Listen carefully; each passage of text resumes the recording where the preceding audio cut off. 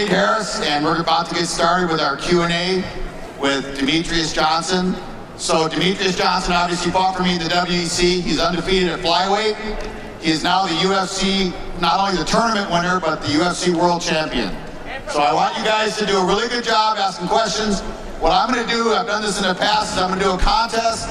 The best question gets a bag full of stuff sent to him by me, all right? So if you ask a really good question, and of course all of you think you do, stick around so I can grab you and I'll give you my business card, all right? So before we bring him out, we're going to do a quick package. Demetrious Johnson.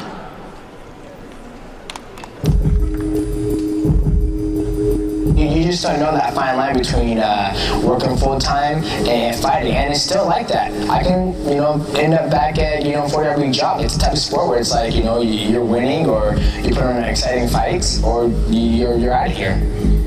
I always keep in the back of my mind. It makes me train hard and makes me stay focused. Honestly, I don't know what to say. I was like, man, if I get that belt, I'm like, mission complete. It's hard to say, it's never happened before because I can't put it in words. But as I visualize it, sometimes I see myself crying. Sometimes I see myself just to see what my coach's expression is on his face, Ladies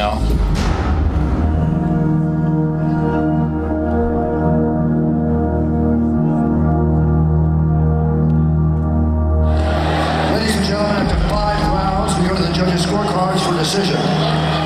Jack Black scores it 48-47, Johnson. Richard Bertrand scores it 48-47, Benavidez. And Doug Crosby scores it 49-46 for the winner. And now the UFC Flyweight Champion of the world, Demetrious Mighty Mouse Johnson. Demetrious Johnson by split decision. He gets the first ever 125-pound belt. All right, ladies and gentlemen, a kid that just threw me around and back. Demetrious Mighty Mouse Johnson, Seattle, no.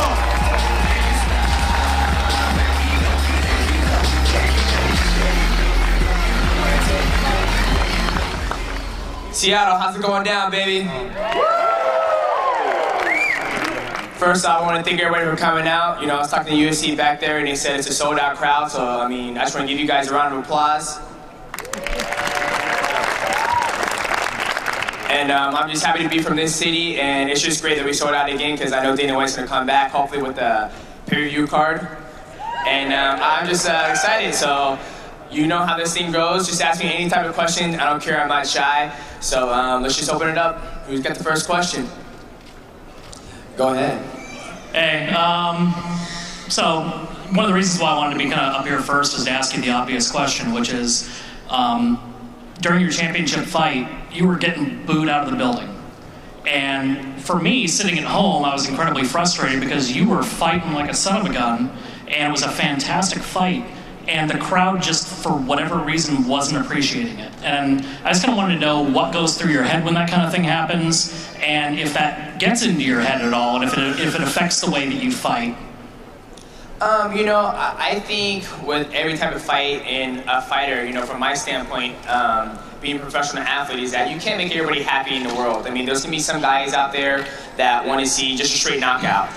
There's some guys out there who aren't as educated as, the hardcore MMA fans are. And when you're going against, the best fighters in the world, there's very room for error.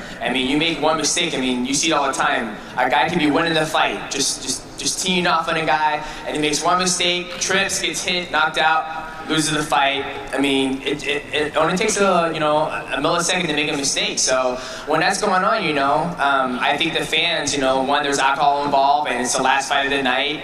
And after a while, everybody gets impatient, especially if you've been there since 1 o'clock in the afternoon, and then next thing you know, it's 11 o'clock at night, and you're just sitting there like, oh my God. And eventually, so, I take that into consideration, and, it's just fuel to go back in the gym and go out there and put on a better performance. Hey, you ever think about a rematch with Dominick Cruz ever? No. I think that fight with me and Dominick Cruz was a great fight. Dominick, he's a great champion, and I hope he has a great recovery for his ACL. And it was a great fight, and it was a great learning experience, and I think I found my home at 125. Now, let's say, 2 years down the road, I'm cleaning house at the flyweight division, and Dominick Cruz is still doing the same thing at bantamweight, and then the UFC is like, all right, we're going to do a GSP and Anderson Silva, but we're going to do Johnson versus Cruz super fight, then maybe it'll make sense. But right now, I think he's got a lot of work to do in bantamweight, and I got a lot of work to do at flyweight division. All right, thank you. Of course. Do you feel that your competition at flyweight is limited? I don't want to say it's limited. I know it's still a new weight class that just been brought into the UFC, but we have great talent out there. And for me, Joseph said a great thing. Even though I beat Ian McCall and me and Joseph are going to fight, if he were to beat me, he's still going to fight Ian McCall. So just because Joseph's beat H.E.A.T, he's still an opponent in my eyes. I have not faced that opponent. And it goes down with all the guys. Let's say the next fight is Chris Karasu versus John Moraga, and the winner of that doesn't mean I'll fight that guy. I'll fight that guy, and then I'm going to fight the guy he beat up too, because that's still an opponent for me. And that's the way I look at it. And they're still going to be going out there looking for new flyweight talent as well. Yeah, thanks. Of course. Hey, Demetrious, thanks for coming out. I was just wondering about your weight cut and what you walk around at, and do you see any other of the 135ers dropping down to 125 to challenge the belt? Start from the beginning. I walk around typically around 145. That's just me waking up, having my normal meal, me working out every day. And I try to stay really close to my weight. I know some guys who fight at flyweight, they probably get up to like 155, 160. I'm not sure. But for me, it's a hard cut just because I like to eat, and I'm 26 and I train hard. And when you're training so hard, you need the calories to give you energy for the next workout. And so it's a little battle there. And as for guys dropping down for 135, down from 135 to 125. I'm sure you'll see it. I mean, I'm sure there's a lot of small 135ers in that weight class, but, doesn't matter to me. I'm still going to train hard and then just defend my belt. Cool. Are people still cutting weight right now back there, do you think? They're not back there, but I'm pretty sure, I think the last person I saw cut weight was Ben Henderson on Twitter, and he said he's good. He didn't slip in the sauna. He's good to go. So, but nobody's back there right now. All right, thank you. You're welcome. I was wondering if you think it's possible to win a fight from the bottom, and obviously I had the Miguel Torres fight in mind. I was wondering if before the judges announced the decision what you were thinking, and if you think you can win a fight from the bottom, or if position dictates that you won the fight. Yeah, that's a good question. I believe it depends what organization you fight for. As you know, there's Pride, Dream, ONE FC, all kinds of stuff, and every judge or every organization looks at a thing different. I mean, you can look at the Carlos Condit and GSP, for example. Carlos was on his back all the time, and GSP was just punching him and all that stuff. Let's say Carlos Condit was very active off his back trying to submit him. And, it doesn't mean anything. And in UFC, I think in my eyes that they look at wrestling being as a dominant position. And wrestling is an art of combat, which is wrestling, the art of, the whole premise of wrestling is to pin somebody, to manhandle them, and that's basically, what I did to Miguel Torres. And, and I had a broken leg, so I had to resort into, my wrestling skills. And it depends on organization. In Dream, if you're active, submitting, trying to finish him, because they go on, this guy's trying to finish the fight. He's not trying to lay on his back, throw elbows, he's trying to finish him. But then again, in the other organizations, there's no elbows. So if an opponent wants to get space to hit somebody, he has to back up and then come back down. In UFC, you'd be, achoo, cut somebody, and then they're bleeding, and then, so you gotta look at both ways. Right. Can I ask you if you think you would have won the fight if it was Pride rules, if there was a different set of rules? You know what? I think I still would have, because I passed guard a couple of times. There's a point where we both had heel hooks. And another thing too, if somebody throws up a submission, I can throw on a submission on somebody all the time, and then I might not, I got him. Give him my points. It doesn't make sense because anyways throw up a submission. Right. Thank you. Of course. Hey, so I was just wondering, what's your opinion on super fights? Do you think they're good for the sport? And then is there a super fight you would be interested in? My thoughts on super fights. I think it's a good thing for super fights in the sports. But I think right now, my personal opinion for Anderson Silva and GSP, I don't think it's good because I think one, GSP just came off, you know, a fantastic fight against Carlos Condit, and there's a lot of guys in that weight division that can come challenge him for the belt. You got Nick Diaz, Johnny Hendricks, I mean, Jake Ellenberger, I mean, the list just goes on. Even though those guys lost previously, they can have a good fight with GSP. Same with Anderson Silva, you know, there's Michael Bisping, there's Tim Boach, I mean, there's Chris Weidman, there's a lot of guys who can challenge him. So in my eyes, I still think those guys need, there's still work to be done in those weight classes. And for me, no super fight yet. I'm just focused on myself. You know, I got John Dodson in January 26th, so just focus on him right now. All right, thanks. You're welcome. Hi, I'd like to say I remember seeing you training down in Vision Quest in Auburn, and it's awesome to see the success you've achieved. My question is, do you feel, in talking to other fighters who have more than one sponsor, whereas you're basically Xbox, is it easier to have only one company to be obligated for, or to speak for? But do you feel more pressure because you're the face of that company? That's a good question. For me, no, because I feel, you know, with the Xbox team and all that stuff, I have a great relationship with those guys, and I love to play video games, as everybody should know that, you know, if you guys follow me.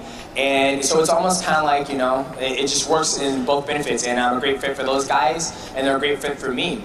And for other athletes who like to have a lot more sponsors, I think it's up to them. You know, everybody looks at things differently. You know, me, I like just having the one, but I don't know if that's going to be the same, you know, 2 years down the road or whatever. You know, I think everybody changes, but as of right now, I love it, and it's a great partnership we have with each other. Thank you.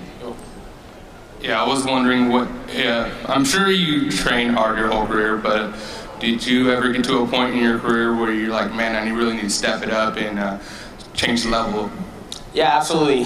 Before as you guys know, I used to work 40 hours a week at a construction tube plant in Kerastar.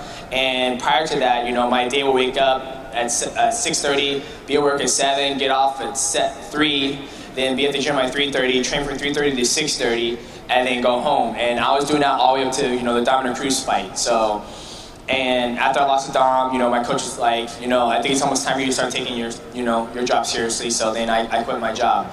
And then even at that point, I still wasn't training full time underneath Matt Hume.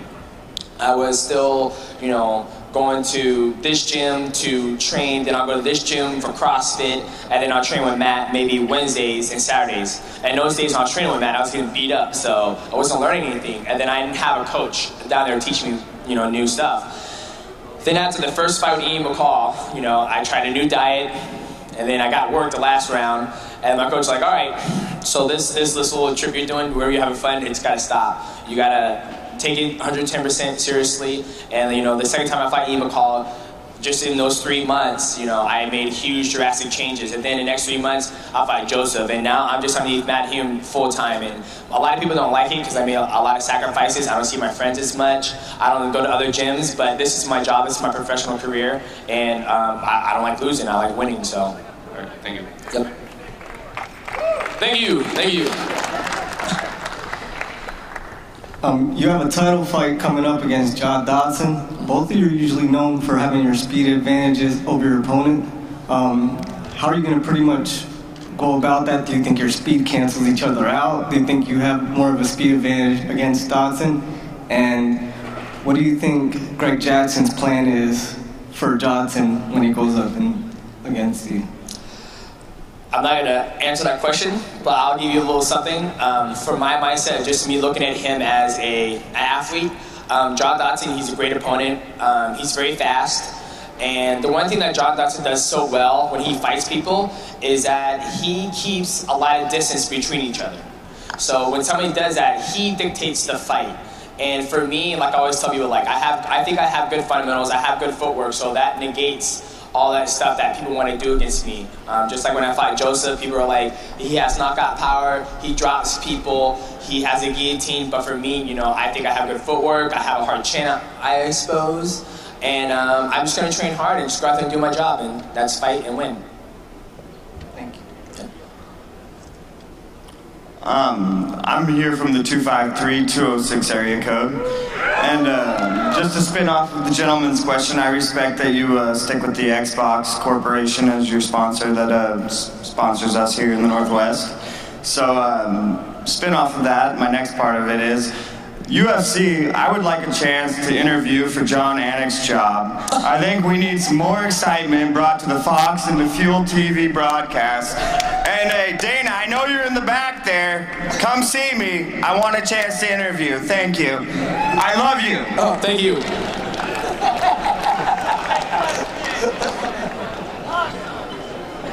What's up, buddy? Hey, man. You mentioned the Ian McCall fights. I was wondering, after the first one, that a lot of people thought that if he hadn't been showboating or playing to the crowd, that he might have been able to finish or win that. How did that feel? How did you feel after that fight? And then to get the win in the rematch, how did that feel after that? Absolutely. Yeah, I remember when that fight was going on, and Ian McCall's on my back, and he was just hitting me. And then he was like, yeah, come on! I was, you son of a gun, how dare you? And that's the thing, you know, if he would never, you know, showboated to the crowd, he probably would have finished me, just because, not that I was hurt or out or anything, but just the fact that, you know, I was covering up. And so, kudos to me that he was playing to the crowd, and look what happened, look where I'm at. And, you know, the second fight, I really got on my diet. That was the biggest thing in that fight. My diet was horrible. I cut 1 pound the day of that fight. And typically people are like, that's a good thing, right? But it really isn't, because your body's so used to training at a certain weight. And you have guys who weigh 210 pounds. They're training at 210 pounds. That's where their body's used to. And then they cut all this weight to fight at 170, and then they maybe get back up to 185 or whatever. But your body's used to training at a certain weight. That's basically what happened to me. I'm used to training at, you know, 142, 143. That's what I walk around at. This is my natural weight, like, right now. And that's what I didn't do. I was walking around there like 126, 127. Then I cut the weight. I try to diet. I try to put all the, you know, nutrients back in me. My body's like, what is this? This isn't, no, we can't have this. So it flushes it. So when I step in the octagon, I may be like, you know, 128 moving around. So I was a little bit smaller. Then the second fight, when I stepped in, I was like, I'm not gonna do it that way. I'm gonna eat whatever I want. This is natural. I'm not gonna, you know, come out there looking like Skeletor, which my last fight I did. But you can tell the difference when I stepped in the octagon that night. I was a lot bigger. My body held onto its nutrients, and then I had the energy to, you know, combat Ian McCall, because he's a great fighter. He's probably one of the toughest guys I've ever fought, because he has great fundamentals, and he throws straight punches, and he's a strategist. That's what I like to call him. Cool. Thank you very much. Yeah. What's going on? Hi. I was just curious if you're familiar with the 10 Planet Jiu-Jitsu system, seeing as how you're from the West Coast and there's several schools of Eddie Bravos on the West Coast. And if you are familiar with the system, what do you think of it? And two, there's a Proving Grounds promotion in Spokane, Washington that I've been a part of myself. And I'd be willing if you'd be, wondering if you'd be willing to come and make an appearance at that. I think that'd be awesome for Spokane and Washington State as far as MMA goes. Okay, all right. Well, I'll try to do both those questions. So, the 10-point system of jiu-jitsu, you were saying? Yeah, Eddie Bravo's 10th Planet Jiu-Jitsu system. I don't know. Is this for scoring a match, or? No. It's just like John Fitch has guerrilla jiu-jitsu with Dave Camarillo and stuff. Eddie Bravo has his own style of jiu-jitsu, being 10th Planet. Gotcha. Okay. For me, to give you my piece of that, I'm assuming that's a great type of jiu-jitsu or whatever. I really don't know what it is. It's surprising to me that you haven't heard of it. Yeah. Well, for me, I don't focus on straight Brazilian jiu-jitsu, because in mixed martial arts and in UFC, you look at all like Pan Ams or, you know, just the jiu-jitsu tournaments. You go out there and you do jiu-jitsu. The clock's going for 15 minutes, and you start on the ground. In mixed martial arts, you don't get that. Once the bell rings, you have 5 minutes to fight.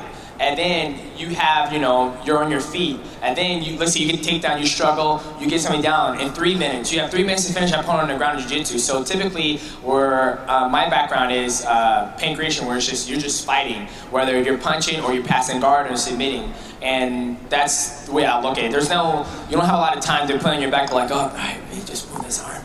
Go right there. I mean, there's just too much stuff to do because you had elbows come in. So I don't really just focus straight on jiu-jitsu. Okay.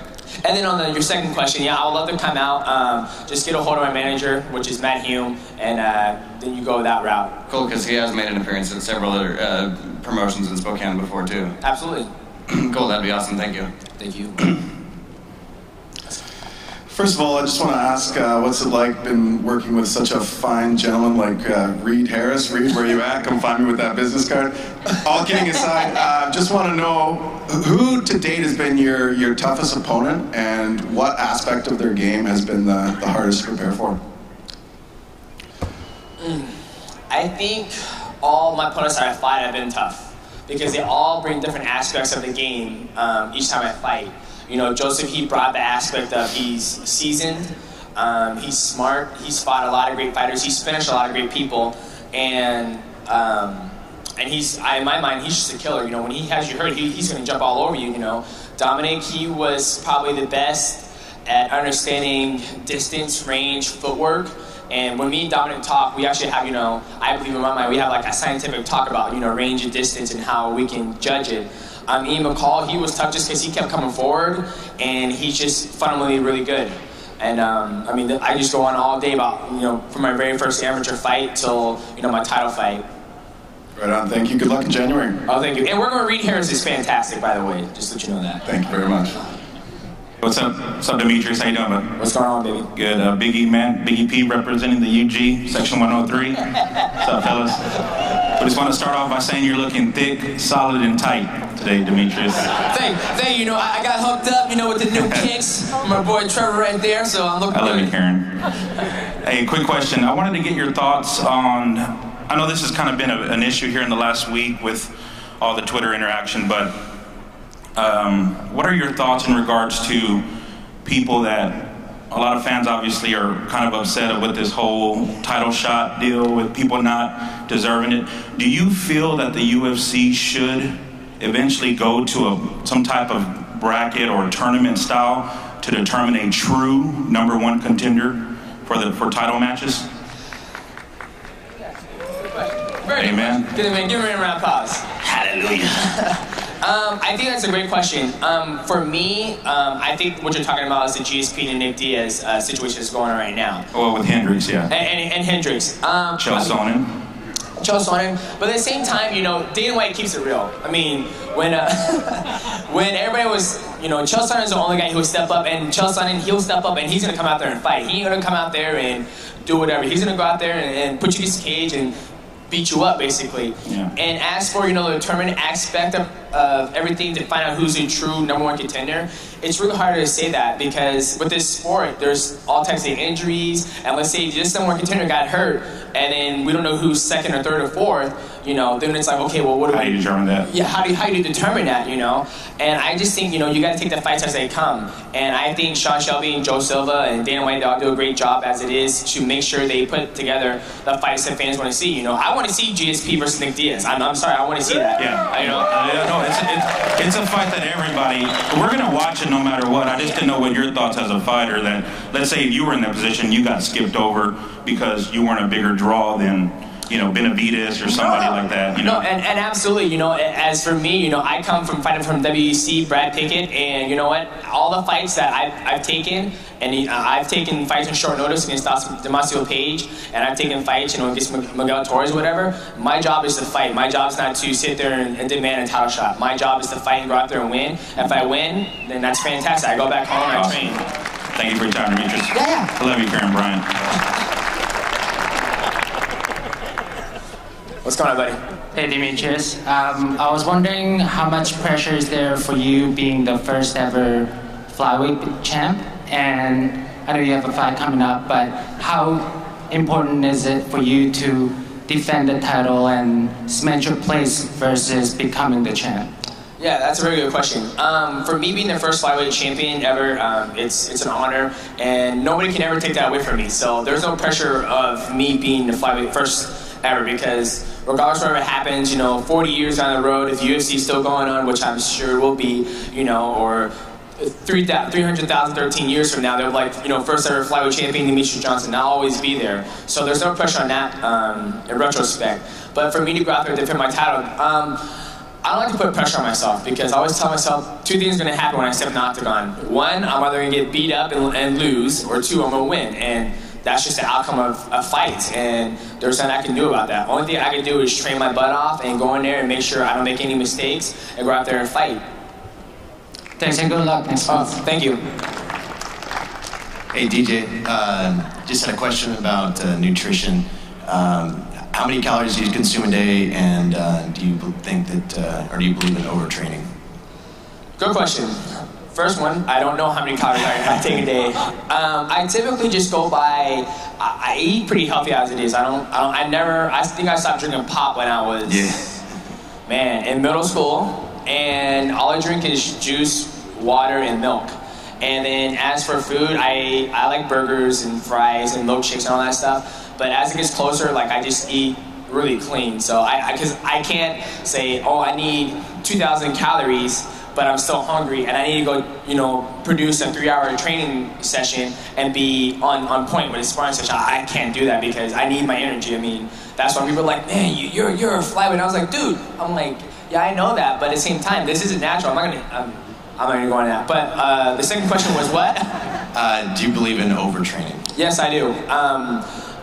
Previously, before I started taking my, career more serious, I would, like I said, I would go to work, and then after I get done with work, I would go do straight CrossFit, and I don't know how many people do CrossFit or know anything about CrossFit, but I'll do a CrossFit workout in there, and then right after CrossFit, I wouldn't eat, I'll go straight from CrossFit straight to my mixed martial arts gym, and do 5-5s on Muay Thai pads, then spar, then grapple, then teach class, then go home, and then sleep, eat, wake up, do it all again the next morning. So it's definitely a thing called overtraining, and that's why you see fighters do 2-a-days and cross training, so you can prevent injuries. Do a lot of swimming, running, and I do believe overtraining, and it's something that people need to look at. Yeah, and I just want to let you know, we just saw one of your former training partners win his first professional title, Drew Brokenshire. Yes, sir. Yes, sir. I was just talking to him in the back. Yeah, I was just talking to Drew in the back, and Drew's doing good, and his next fight's probably going to be in February at the same place, Emerald Creek Casino, so it'll be a good fight. Awesome. I'll leave you with this. You fought Ian McCall and Joseph Benavidez. They're going to fight, so it sounds like. So who do you got in that? It's going to be a good fight. That's a very high caliber fight right there. And the thing is going to come down to who's going to make a mistake and who's going to improve from the last time I fought them. Joseph's very good with his bombs or whatever, and he has a good guillotine. Ian McCall, he's smart, he's athletic, he has good fundamentals, he has good footwork, and it's all going to come down to who wants it more. Cool. Thanks, man. Yeah. What's up, Mighty Miles? I just want to tell you congratulations winning the belt. Thank you, man. First question I want to ask you is, it's been talked about judging. How do you feel on the judging? For instance, the Carlos Condit, Nate Diaz. They're saying, Nate Diaz saying, can't leave it on to the judges. You press the fight, you think you got it, then the judges totally spin it around on you. How do you feel towards that? Judges nowadays? I was like what Chael Sonnen said. He says, when people are like, I'm never going to leave it in the judges' hands, he says that means you can't go 5 rounds or whatever. When you're in the retrospect of judges, it's very hard because you never know what the judges are looking at. And another thing too is that you don't know if the judges have ever fought before. And I think body shots hurt a lot more than getting punched in the face. But when people get punched in the face, everyone's like, ooh, and the judges might play into the crowd, you just never know. And the retrospect of Nick Diaz and Carlos Condit, was Nick Diaz ever hurt in that fight? Probably not, because he just kept coming forward and slapping himself in the face and taking Carlos's punches. But Carlos ran the whole time, but at the same time, it's a fight. Like, if I go in the bar and I fight somebody, I'm not going to stand in front of him and let him hit me. I mean, that's the stupidest thing you can do. I'm going to move and be evasive and hit him in the face and run and hit him. So at the end of the fight, the cop's like, so who got in the fight? I'm like, he did. I didn't fight nobody. Look at me. And that's the way I look at it. And now another thing, like the guy earlier talked about who gets the title shot. One of the things that's been said by some of the fighters is the UFC is starting to get to a circus. You're getting the guy with the longest arms with the guy with the biggest mouth. Do you really think that even that nobody wants to step up and take a short notice fight, which is totally understandable, it's your guys' job, as a fan, I understand where you guys are coming from, but how do you feel towards that when no one wants to step up to the plate, but the guy with his biggest mouth is willing to take that shot? Well, you just said the guy with the biggest mouth is willing to step up and take that shot when nobody else will. And I think nowadays when you're seeing a lot of fighters not taking opportunities, whether it be title shot or whether it be short notice fight, I mean, a lot of things go into accountability of that because, you know, as everybody knows in UFC, you know, you do get cut and released, you do get your pink papers and walk away. And sometimes, you know, you gotta, that's where you gotta sit there and bargain. Like, all right, Dana, I'm gonna step up, 2 weeks notice, I'm gonna fight. Now I might get worked out here, but if I go out here and fight, you know, you gotta, you know, we gotta come to agreement that, you know, you're not just gonna cut me. I'm doing you guys a favor, and they're doing me a favor too, because when I go out there and fight, they're gonna give me a paycheck, and I'm gonna get some limelight or whatever, or I might win this fight. So I mean, there's a lot of aspects you gotta take into hand when it comes to, you know, the guy stepping up and, you know, who has a bigger mouth. Like, you know, yeah, I haven't deserved this title shot, but I can run my mouth, I can sell pay-per-view, I got the numbers, you know, you want to fight me because you're going to get paid. There has to be something said by that because he's doing something that this guy isn't. But this guy is in the gym training his butt off, and his time hasn't come yet. Everybody's time will come when they get a title shot. You just got to keep fighting and putting the wins together. My last question, now you being a title holder, John's got the biggest pressure on him, he turned one fight down. Do you really think the pressure's on the rest of the belt holders that now you should take the fight no matter who they're putting on in front of you at a short notice? Absolutely. So I have a good answer to that question. For me, I know this sport's crazy. People get hurt every single day. Right now, I'm contracted to fight John Dodson on January 26th, okay? Now, my mind, yeah, it's on John Dodson, but at the gym, I'm always focusing on myself, becoming a better fighter, because when you go in there and with a game plan, he's not going to react to how I look on the tapes, because he hasn't dealt with my speed, he hasn't dealt with my pressure, he hasn't dealt with me for 5 rounds. So for me, my mindset is just to train hard and go in there. And let's say 2 weeks down the road, he pulls the groin. And I'm like, oh, but we got this guy. Joseph will step up and fight you. I'm like, oh, no. I've been training for John Dodson. I can't do that. That's just me. My job's to fight. And when I'm in the gym, I'm training on myself to make sure I'm 110%, not for John Dodson, but me just go out there and perform the best Mighty Mouse there is. All right, thanks, man. Demetrious, glad to have you here. Thank you. 2 questions. First question is there any special meaning behind the stuff that you do when they introduce you in the cage? Oh, you mean that? Yeah. For me, I can't. You gotta wait.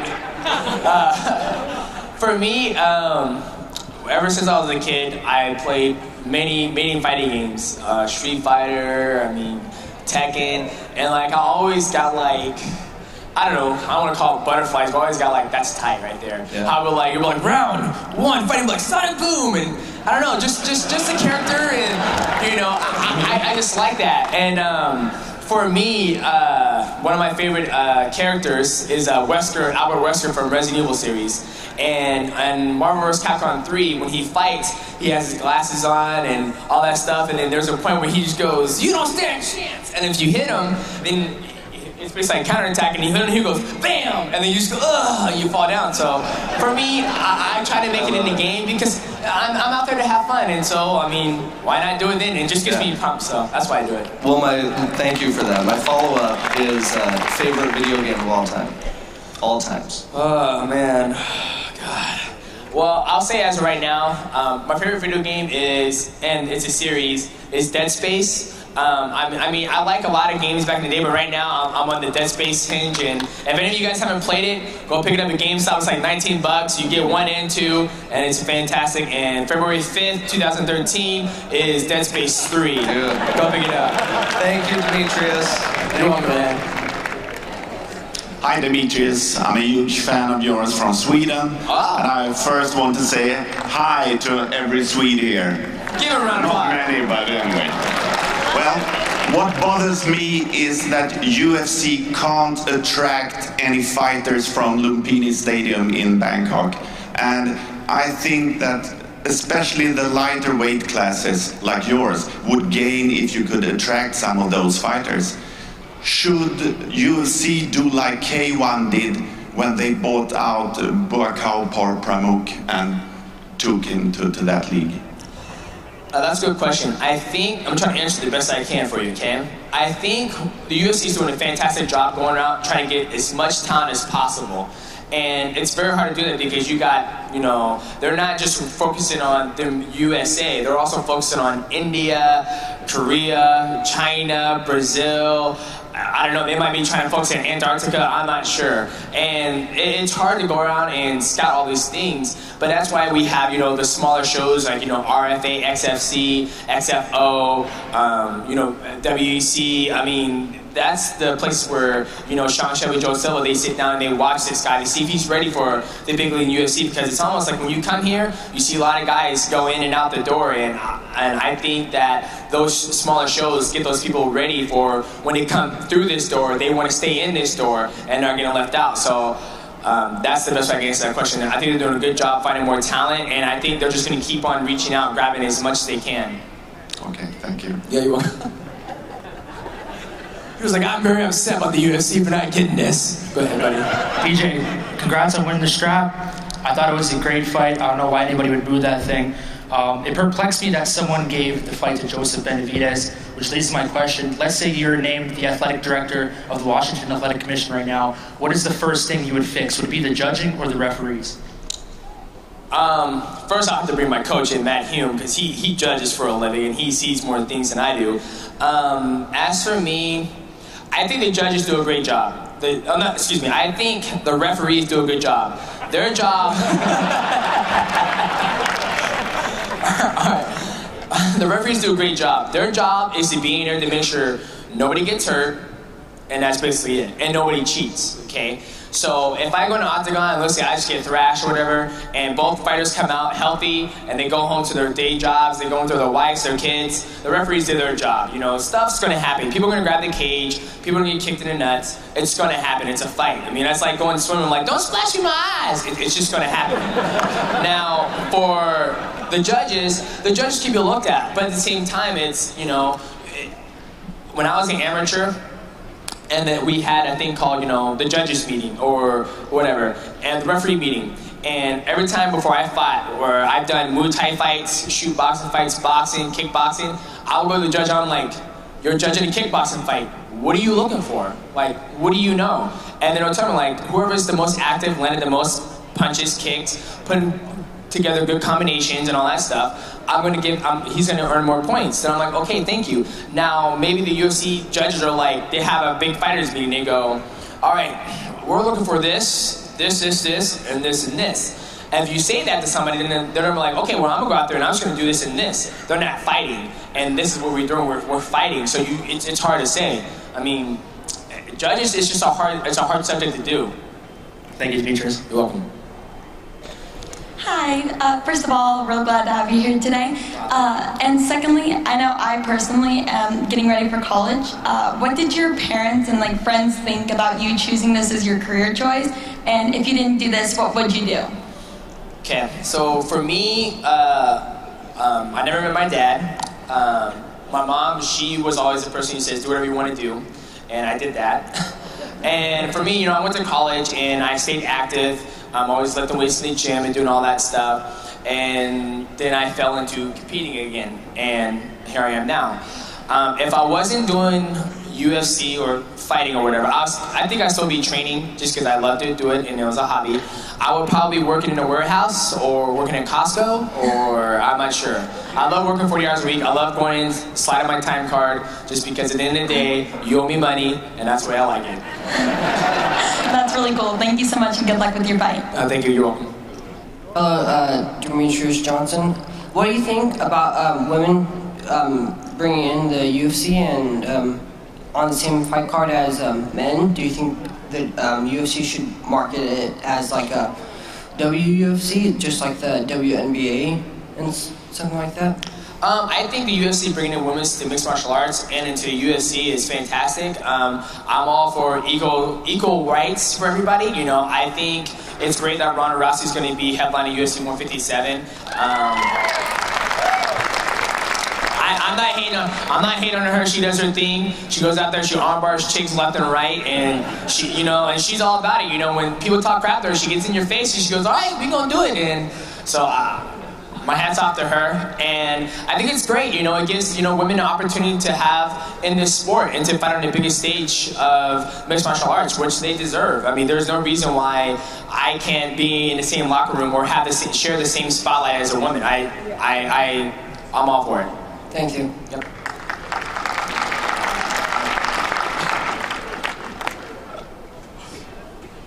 Yo. Oh, my bad. How you doing? Good. Hey, well, can you tell us about how the game changes and maybe the politics of going from an amateur organization into the WEC, and more specifically going from WEC into the UFC? How does the dynamic change for you? What are some things that we might not know about that? Yeah, definitely. For me, coming from an amateur background, when I was an amateur, I was a very active amateur fighter. I was fighting every other month. And for me, from the amateur, you go to the minor pro leagues, which is I fought in Alaska, I fought in Washington State, and then eventually I got my big shot at WEC. And for me, luckily, my first WEC show was a UFC show, which was Aldo versus Faber. So I got to see the whole back scene of all how the UFC works because it was ran by the UFC. And, you know, the difference between the WEC and the UFC is that, you know, everybody knows what UFC is just because it's been around forever. I mean, I've been in a grocery store and people are like, what do you do for them? I'm like, I fight for the WEC, baby. They're like, whatever. I'm like, no, come back. I'm like, UFC. They're like, oh, well, why did you say so? And I go from there. But it's a great stepping ground to come from the WEC to the UFC, and for me being a lighter weight at 135 and just bringing 135 over to the UFC, it was good. Now, for me to talk for Ben Henderson and guys like Donald Cerrone, that's a whole new ballpark because they jumped in. You know, there are already big sharks in the pool. Now they're just throwing these sharks into this big pool of sharks too. So it's hard to say. Thank you. You're welcome. Hey, thanks for coming out, Demetrious. We're just gonna 2 more questions and then that's it. All right, cool. I just have actually 2 questions. First one is. Whoa. Okay, you good. He goes, well, that's all the time we're gonna have then. All right. The first question is you know, in other sports like baseball and basketball and football and stuff, like we can see the actual scoring as the game is going on. Do you think that the UFC would benefit from being able to actually see what the judges are scoring as the fight is going on? So if you are, you know, engaging in a strategy that's not good, that you can change course? I think that's a good question, and when you were saying that question, I was thinking on mine, I was like, that would be good, because almost in boxing, you know, they have like not the official judges, but you have guys like maybe Kenny and John Anik are sitting there like, you know, this is what I got for this round or whatever. But then you're going to run to the problem that they're going to show maybe on the big screen and, you know, Matt will be like, all right, you're doing a good job. Okay, you're losing right now, so you need to change it up. That's what you need to do. So that could happen, and then people at home, or let's say they like, okay, we're not going to show the, you know, the arena, we're just going to post it on TV. But then Matt's going to be in there like, okay, you're doing a good job. You're losing right now, man. You need to do something else. So it's kind of a hard thing to do, and I think as the sport evolves, it's going to get better, and I'm sure that, you know, they're going to figure something out. But maybe they can pinpoint on that. Cool. Quick follow-up. Okay. How do you feel about your home state being the first to legalize recreational use of marijuana? No. You know, you were up for the best question. I know. That still was 2 good questions. For me, I don't smoke marijuana. And for me, you know what? Everybody has their pleasures in life, you know, and it's not my, I'm a fan of it. I mean, it is what it is. I mean, it's okay. Hopefully we can get out of debt with it. So hopefully we do something smart with it. Instead of everybody just getting high tonight and then don't worry about it. Last question.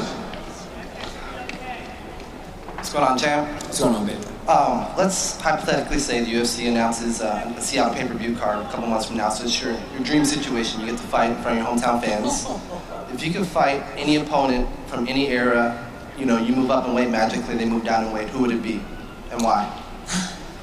Okay, so, okay, no, perfect. No, I've been thinking about this question too. Okay, now if I can fight anybody, right? So that means they don't have to be in the UFC. I'll fight the guys from the Team Mom 2 series, just because I hate how they.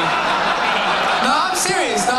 You know, me and my wife, we sit home every Monday. We watch the show because I want to learn about babies and dads and all that stuff. And the way they just treat their women and their kids. Oh, I love to fight them. So that's my question. What if it was an MMA fighter? MMA fighter? Yeah. Oh, man. For me, if I can grow in size and get bigger and be on the same playing field, I wouldn't mind fighting GSP. I think it'd be a fun fight. But it would never happen. So hopefully if he can lose weight, we can meet in some type of compromise or whatever. Or maybe I can go to the gym and spar him. But I just love fighting. Cool. Thank you, champ. You're welcome. All right, thank you, ladies and gentlemen. The winner is the guy. He redeemed himself with the marijuana question, but we're still going to give it to him, all right? So he's got to come back down here and I'll give him a card. Ladies and gentlemen, January 26th, Chicago, John Dodson, Demetrious Johnson, Mighty Mouse, thank you very much. Thank you, guys.